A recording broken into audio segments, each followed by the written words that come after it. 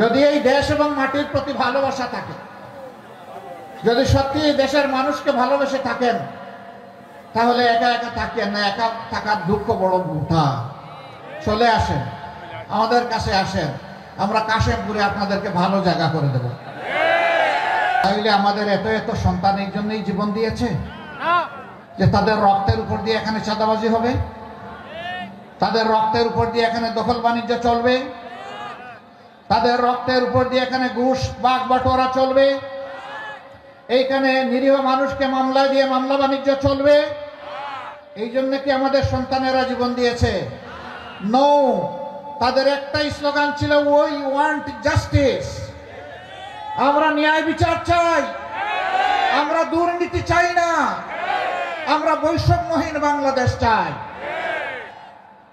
সেই বাংলাদেশ এখনো কায়েম হয় না বলেই আমাদের সেই বুকের সন্তান বীর যোদ্ধারা আবার স্লোগান তুলেছে, আবু সাইদ মুক্ত, শেষ হয়নি যুদ্ধ। আমরা তাদের কণ্ঠে কণ্ঠ মিলিয়ে বলবো, ঠিকই তোমরা বলেছো, আবু সাইদ মুক্ত, শেষ হয়নি যুদ্ধ। একটা মানবিক বাংলাদেশ, দুর্নীতি মুক্ত বাংলাদেশ, দুঃশাসন মুক্ত বাংলাদেশ কায়েম না হওয়া পর্যন্ত আমরা থামবো না। আল্লাহর কসম আমরা থামবো না। মিডিয়া এখন থেকে কালোকে কালো বলবে, সাদাকে সাদা বলবে, চোখে চোখ রেখে খবর পরিবেশন করবে। কিন্তু এখনো বাংলাদেশের বিভিন্ন জায়গা থেকে আসে, কোন চাঁদাবাজের বিরুদ্ধে যখন কোন সাংবাদিক বন্ধু সত্য খবর তুলে ধরেন, তখন তাকে হত্যার হুমকি দেওয়া হয়, তাকে দেখে নেওয়ার হুমকি দেওয়া হয়। মাঝে মাঝে সেই অডিও ভিডিওগুলো সামাজিক মিডিয়ায় চলেও আসে। আমরা সবাইকে বলি, আরেকবার যুদ্ধের জন্য প্রস্তুত হন। গাছ, খারাপ ফলের গাছ কাটা পড়েছে, কিন্তু আগাছা রয়ে গেছে, এগুলাকে পরিষ্কার করা হবে ইনশাআল্লাহ। আর রাজনৈতিক বন্ধুরা, সবাইকে বলি, দেশটাকে ভালোবাসো। দেশকে ভালোবাসার অর্থ হচ্ছে, আজ থেকে আমি আর চাঁদাবাজি করবো না, দখল বাণিজ্য চালাবো না, ঘুষ খাবো না, মানুষকে ভয় ভীতি দেখাবো না, কারো ইজ্জত লুণ্ঠন করবো না। যখন তখন নিজেদের মাঝে আমরা যুদ্ধ করবো না।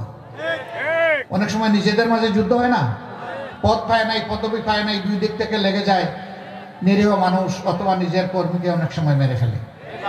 এগুলাও তো চলছে, এগুলা বাদ দেন। অনেক হয়েছে, বাংলাদেশের মানুষ এগুলা দেখতে দেখতে ক্লান্ত, বিরক্ত। এগুলাকে এখন মানুষ ঘৃণা করে। এগুলো আমরা সবাই ছেড়ে দেব, এগুলো আমরা আর করবো না, কেউ করবো না। আমরা বলতে জামাতে ইসলামী বুঝাচ্ছি না, সমস্ত রাজনৈতিক দলগুলার কথা বলছি। যদি আমরা ছেড়ে দেই, সত্যিই যদি দেশকে ভালোবাসি, তাহলে বিবেকবান জনগণ যাকে পছন্দ তারা তাদের ভোট দিয়ে তাকে ক্ষমতায় পাঠাবে, এবং তখন দেশে একটা সুশাসন আশা করা যায়। কিন্তু এই বদ হাসলত যদি কেউ ছাড়তে না পারেন, তাহলে অনুরোধ করব, জনগণকে মেহরবানি করে বোকা ভাববেন না। এই জনগণ যথেষ্ট হুঁশিয়ার, আর রক্ত দিয়ে দিয়ে হুঁশিয়ার হয়েছে। অতএব জনগণকে বোকাও ভাববেন না, দুর্বল মনে করবেন না। যদি মনে করেন কালো টাকার পেশি শক্তি দিয়ে কিছু করবেন, সেদিন শেষ। ওই দুশ্চিন্তা আর করার কোনো দরকার নাই। জনগণ এই সুযোগ কাউকে দিবে না ইনশাআল্লাহ। অতএব সমাজে শান্তি যখন আসবে, নিরাপত্তা যখন কায়েম হবে, যখন সমাজের হাতগুলা উন্নয়নের হাতে পরিণত হবে, তখন এখানে আর কোনো ধর্ম এবং দলের বিবেচনা থাকবে না। যোগ্য মানুষ যোগ্য জায়গায় চলে যাবে ইনশাআল্লাহ। সেই